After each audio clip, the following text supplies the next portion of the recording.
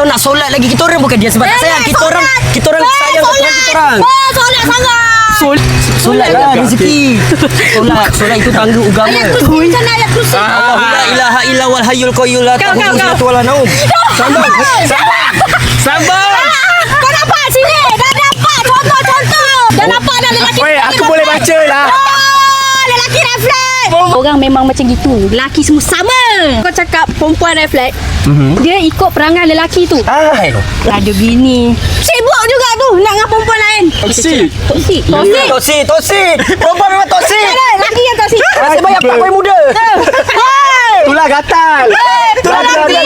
Lelaki lagi gatal. Kita baby dia. Kadang belakang dia ada bubu dia. Bibi dia. Mestilah. Kalau korang bukan pakai baby bubu, babi yang dia. Pantang lah kita orang kalau rambut kau dapat macam yang tu. baik, kita orang akan cari yang baik. Pantang rambut kau macam tu nak tua.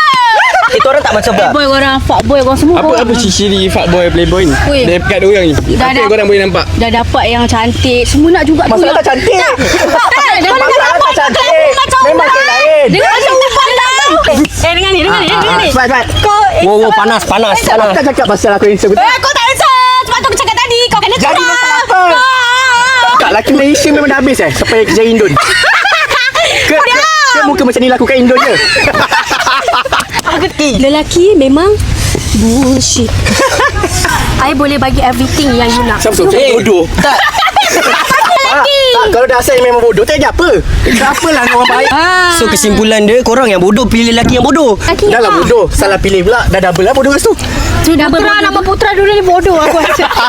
Perempuan lalu spam call chat. Sayang mana? Weh diam. Itu apa? Itu semak.